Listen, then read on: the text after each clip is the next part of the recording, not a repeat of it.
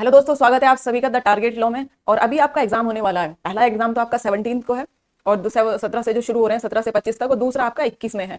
अब बहुत से लोगों को टेंशन ये भी है कि एक ही दिन एग्जाम ना हो जाए, क्योंकि मोस्ट ऑफ द स्टूडेंट ऐसे हैं जिन्होंने फॉरेस्ट गार्ड का भी एग्जाम है, जिनका एसएससी का, ट्रिपल एससी का, और जिनका आरआरसी का भी, आरआरबी का भी एग्जाम है। तो उनमें बहुत ज्यादा टेंशन है। तो भैया आपने तैयारी की है, लगे रहिए। दोनों का एग्जाम में भी ऐसा हो कि एक ही डेट में पढ़े, लेकिन आप यही सोच के चलिए कि अलग अलग होगा और आपके दोनों करने हैं, क्योंकि पहले से ही आप नेगेटिव सोच लेंगे तो कैसे कर पाएंगे। फिर उसको निगेटिविटी तो इस टाइम में बिल्कुल लानी ही नहीं है। तो बात का आज मैं आपको अभी तक आप जो सभी तैयारी कर ही रहे हैं, अपनी तरीके से बेस्ट कर रहे हैं, लेकिन उस तैयारी को और कैसे बेटर बनाना है कि हमारा एग्जाम क्वालिफाई हो जाए। ये मत सोचना कि अभी 10 ही दिन है, 10 दिन बहुत ज्यादा है। बताऊंगी, डिटेल में डिस्कशन करूंगी आपसे, तब आपको क्लियरली समझ में आ जाएगा। लेकिन उससे पहले आपको करना क्या है, मुझे अपना मोटिवेशन देने के लिए चैनल को सब्सक्राइब करना है, वीडियो को लाइक करना है और ज्यादा से ज्यादा शेयर करना है। आपका हर एक कमेंट मुझे मोटिवेट करता है। Thank you all of you, मुझे इतना सपोर्ट करने के लिए, इतना सारा प्यार देने के लिए।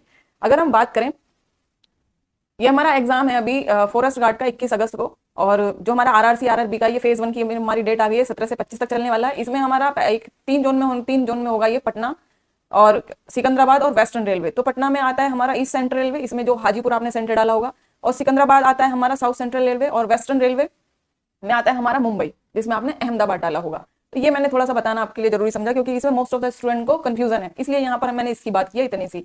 अब बात करते हैं मेन, भाई हमारा हम किस बारे में आज बात करने वाले हैं। अगर हम बात करें कि भाई देखो, पढ़ते तो सभी स्टूडेंट हैं, सभी लोग तैयारी कर रहे हैं और अपने अपने वे में रात दिन एक किया हुआ है, मतलब हर एक तरीके से लगे पड़े हैं। जहां जैसे कोई कह देता है या जैसे उनका खुद का मन होता है वैसे वो करते हैं। कोई प्रीवियस ईयर लगा रहा है, कोई बुक पढ़ रहा है, हर एक वे में जहां से उनको जो मिल रहा है वो उसको पढ़ रहे हैं, अपनी तरफ से वो पूरी मेहनत में डटे पड़े हैं। लेकिन अब यह है कि भाई पढ़ते तो सभी हैं, सिलेक्ट होते हैं क्या सभी? नहीं ना। वो कैसे सिलेक्ट होते हैं, क्या वो पढ़ते हैं? पढ़ते तो सभी एक है, मटेरियल तो सबका एक है, लेकिन खास बात क्या रहती है वो सभी मैं आपको बताने वाली हूँ। इसीलिए मैं ये वीडियो लाई हूँ खास तक, क्योंकि जो आप पढ़ रहे हो, इतना मेहनत कर रहे हो, तो उसको प्रॉपर वे में किया जा सके। ये मत सोचना कि अभी आपके पास 10 ही दिन है, 10 दिन तो बहुत ज्यादा होते हैं। एक दिन में 24 घंटे होते हैं। अब सोचो 10 दिन में कितने घंटे हो गए, खुद से टाइम लगाओ, कितना टाइम हो गया। ये तो आपके पास में इतने सारे टाइम हो गया, और मतलब ये समझ लो कि 10 दिन तो बहुत ज्यादा है। 24 घंटे के हिसाब से लगा लो सीधा सीधा कितना होता है। आप मुझसे ज्यादा अच्छा मैथ होगा आपका, तैयारी कर रहे हैं, एग्जाम देने जा रहे हैं। लेकिन अब उसमें कुछ लोग आपको ऐसे भी मिलते हैं कि जो आपको थोड़ा सा डिमोटिवेट कर देते हैं, या आप हो जाते हैं जो आपको ये कह देते हैं कि हमारा तो सिलेबस कंप्लीट हो गया है, हमारा तो रिवाइज भी हो गया है कई बार से, और हमने तो प्रीवियस ईयर भी लगा दिए हैं। तो आप कहीं ना कहीं डिप्रेस हो जाते हैं। तो वहां आपको डिप्रेस नहीं होना है। क्यों? क्योंकि देखो, तैयारी तो सभी कर रहे हैं, तो क्या उन्होंने प्रॉपर वे में तैयारी की है? नहीं या यस, ये आपको देखना है। अब अगर हम बात करें कि भाई कैसे, हमारा आज का जो टॉपिक है कि भाई कैसे हम एग्जाम को क्वालिफाई कर लेंगे एक ही बार में, कैसे पढ़ना है हमें। तो अब ये वाला सवाल बिल्कुल मन में नहीं आना चाहिए कि अब तो 10 दिन है, अब क्या पढ़ेंगे, अब कहाँ टाइम है। पढ़ सकते हो, 10 दिन बहुत ज्यादा होते हैं। एक मैंने अभी बताया आपको कि एक दिन में 24 घंटे होते हैं। 24 घंटे को 10 से मल्टीप्लाई कर लो, कितना टाइम आ जाएगा आपको पता है, आपके पास इतना टाइम, और उसमें भी फिर सेकंड, उसमें भी फिर मिनट। भाई 1 घंटे में 60 मिनट हो गई, तो 24 घंटे में कितनी मिनट हो गई, और फिर उसको 10 दिन से डिवाइड करो तो कितना टाइम हो गया। आप कैसे कह सकते हो आपके पास बहुत थोड़ा सा टाइम है। अब आपको करना क्या है, मान लो जैसे एग्जाम में किसी भी, चाहे तो, क्योंकि बहुत सारे स्टूडेंट ऐसे हैं जिनका फॉरेस्ट गार्ड का भी एग्जाम है और जिनका आरआरसी या आरआरबी का भी एग्जाम है, वो टेंशन में है कि भाई दोनों को कैसे कॉम्पीट करेंगे। तो टेंशन लेने की कोई बात नहीं है, पॉजिटिव रहिए, तैयारी करिए और लगे रहिए। बस चिंता कर, इस टाइम में तो आपको टेंशन लेनी नहीं है, रिलैक्स रहना है। मान लो अब हमें करना क्या है, मान लो देखो तैयारी तो देखो सभी स्टूडेंट करते हैं अब, लेकिन 100% तो एग्जाम में कोई नहीं कर पाता। ये आपकी गलतफहमी है, जो आपको आके अगर किसी ने ये कह दिया कि भाई हम तो 100 में से 99 लगा के आए हैं, या 100 में से 98 या 100 to 100 लगा के आए हैं, तो ये तो समझ लो कि इसका डब्बा गोल है। 100 में से 100 जो होता है वो केवल हम 10th और 12th में ही कर पाते हैं, जब हमारा बोर्ड का एग्जाम होता है। इतना हम तभी कर पाते हैं, किसी भी कॉम्पिटेटिव एग्जाम में हम इतना नहीं कर पाते हैं। तो इन लोगों से बच के रहना है। जो लोग आपसे ये कहते हैं आके भाई हमारा तो सिलेबस कंप्लीट हो गया है, तेरा भी इतना भी नहीं हुआ है, तुम कैसे करोगे, हमने तो रिवाइज भी कर लिया, एमसीक्यू भी लगा रहे हैं फला प्लेटफॉर्म पे, ये वो दुनिया भर की जो बातें होते हैं जिससे आप डिप्रेस होते हैं, उन लोगों से बचना है आपको। उन लोगों से बिल्कुल ही दूरी बना लो एकदम से, कि ये पक्के दुश्मन है हमारे, ये हमारा सिलेक्शन में आके रुकावट है, इसलिए उनसे बिल्कुल दूर होना है। पॉजिटिविटी ढूंढनी है आपको, जहां से आपको पॉजिटिव वेव्स मिलती हैं, वहां उनसे कनेक्ट होना है। अब बात करें अगर हम, जैसे भी हमारे 100 क्वेश्चन है, अभी हमने कहा कि 100 में से 100 कोई नहीं कर पाता है। अब आपको क्या करना है, हम इसको 3 पार्ट में डिवाइड करेंगे, 50 प्लस 30 प्लस 20, हम इसको 3 पार्ट में डिवाइड करेंगे। अब अगर बात करें कि भाई जैसे हमारे 100 क्वेश्चन है, 100 में से 50 क्वेश्चंस ऐसे आते हैं जो थोड़ा सा भी सिक्स सेंस लगाएगा, थोड़ा सा भी जिसमें माइंड होगा, एग्जाम में बैठ रहा है वो, तो वो इस 50 क्वेश्चंस को कर देगा। जो कि पढ़ने वाले बच्चा जो ये कहता है कि बहुत ही इजी थे, ये वो वाले क्वेश्चन रहते हैं, तो ये तो सभी कर देते हैं, इसमें तो कुछ है ही नहीं। दूसरा आता है, अगर हम दूसरे जो हमारे ये 50 है, इसको हम कर लेते हैं 2 पार्ट में डिवाइड। कोई सा भी ऐसा नहीं है कि आपका 200 का पेपर है, एक मतलब एक जनरल वे में मैंने 100 क्वेश्चन लिया है, ठीक है। तो अब मान लो जैसे आपका ये 50 क्वेश्चन है, इसको हम 2 वे में डिवाइड करेंगे, 30 + 20। अब ये वाले जो 30 क्वेश्चन है, ये वाले 30 क्वेश्चन को केवल वही करेगा जो तैयारी कर रहा है। जो भी स्टूडेंट सीरियसली प्रिपरेशन कर रहा है, तैयारी में लगा हुआ है, वही कर पाएगा इन 30 क्वेश्चन को।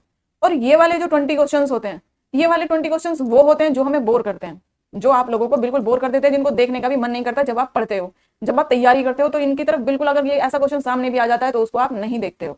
अब आपको करना क्या है, इस पर अभी ध्यान नहीं देना है आपको। ये 50 क्वेश्चंस में तो आपका एक भी गलत होना ही नहीं चाहिए, क्योंकि ये समझ लीजिए कि ये वाला 50 क्वेश्चन जितने भी आपके साथ है, कोई ऐसा बुद्धिमान व्यक्ति होगा, स्टूडेंट होगा, जिसका इसमें से गलत होगा, वरना मोस्ट ऑफ द सभी इनका ये सही होता है। उसके बाद में आती है हमारी 30 की बात। 30 वाले में आप क्या आ जाते हैं, जो आपके साथ में तैयारी करने वाले हैं, जो कंपटीशन दे रहे हैं, वो सब आ जाते हैं इस वाली रेंज में। अब इसमें से ये आपके ऊपर डिपेंड करता है कि इसमें से मोस्ट ऑफ द राइट कितने आपको करने हैं। यहीं से आपका जो सिलेक्शन है वो स्टार्ट हो जाता है। यहाँ तो भीड़ है, जो ये वाला जो 50 जो हमारा क्वेश्चन है, इसमें तो भीड़ है, और ये भीड़ पूरी मतलब समझ लो कि 50 का 50 लगा देगी। इसमें आपको, अगर आप इसमें गलती करते हो तो बहुत ही ज्यादा बड़ी गलती आप करने वाले हो, अगर ये क्वेश्चन आपका एक भी गलत होता है। अब 30 क्वेश्चन ये आते हैं आपके सारे जितने भी स्टूडेंट आपका तैयारी कर रहे हैं, चाहे सेल्फ स्टडी कर रहे हैं, चाहे कोचिंग से कैसे भी अगर तैयारी कर रहे हैं, तो ये वाले 30 क्वेश्चन में आ जाते हैं वो सभी लोग। अब इसमें से ये आपके ऊपर डिपेंड है कि आप 30 सही कर देते हैं, या 29 सही करते हैं, या 28, जितना भी आप कर पाते हैं। ये आपका सिलेक्शन का एक आधार बनता है। लेकिन ये जो हमारा 20% है, इसमें से आपने जितना ज्यादा सही कर दिया, ये जो 20% है, बोर करने वाले जो क्वेश्चन रहते हैं, इसमें से आपने जितना ज्यादा आपने सही कर दिया, मान लिया 15 भी कर दिया, 10 कर दिया, इतना ही होता है। ये मत सोचो कि हम इसमें 20 में से 20 कर देंगे, नहीं, बिल्कुल नहीं होगा। और कोशिश भी मत करना, ठीक है।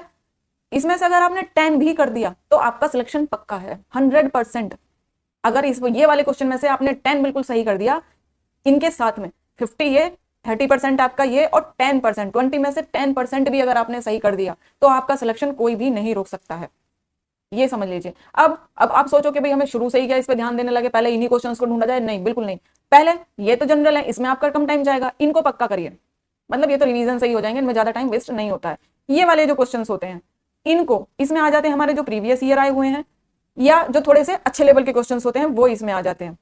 फिर ये वाला पोर्शन अपना बिल्कुल पक्का तैयार कर लो। इसमें से 30 में से 29, 28 तक आपका स्कोर जाना चाहिए। जो ये वाला आता है 28, 29%, इस 30% में से आपका सही होना चाहिए। इस पर सबसे बाद में ध्यान देना है। जो क्वेश्चन आपको बोर करते हैं, ये वो वाले क्वेश्चन है जो होता है ना पेपर में, कुछ क्वेश्चन ऐसे आते हैं, अरे ये तो लेवल बड़ा हार्ड है, ये तो हमारे सिलेबस में ही नहीं है, ये तो क्वेश्चन ही पता नहीं कहां से, ये वो वाले क्वेश्चन होते हैं जो 10% क्वेश्चन है। ये इसमें से मैक्सिमम आपको 10% भी कर दिए तो फाइनल है, कोई रोक ही नहीं सकता है। लेकिन ये जो 30% है, कोशिश ये करनी है आपको इसमें से गलत नहीं होने पाए, और इसमें से तो कोई चांस ही नहीं है। ये इसमें से अगर आपने गलत कर दिया तो बहुत ही बड़ी बेवकूफी होगी।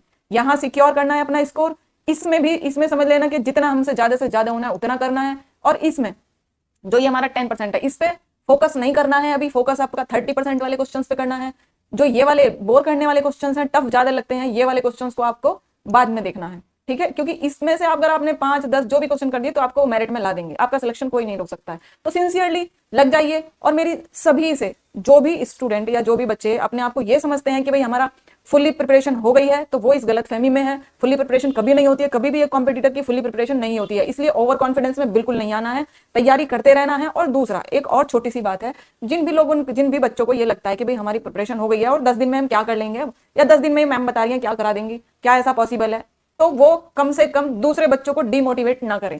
आपका जो भी खुद का ओपिनियन है, जो भी खुद की राय है अपने लिए, उसको आप अपने तक ही सीमित रखें, ताकि दूसरों के दूसरा बच्चा पहले से ऑलरेडी टेंशन में है, आप उसको बता रहे हैं कि भाई हमारा तो इतना हो गया, हमने ये कर लिया वो कर लिया, तो वो और डिप्रेशन में आ जाएगा। वो क्या करेगा, जबकि इस टाइम में रिलैक्स रहना है। तो आपसे भी, जो भी बच्चे तैयारी कर रहे हैं, उनसे भी मैं ये बोलूंगी कि ऐसे लोगों से, ऐसे स्टूडेंट से आपको दूरी बना के रखनी है।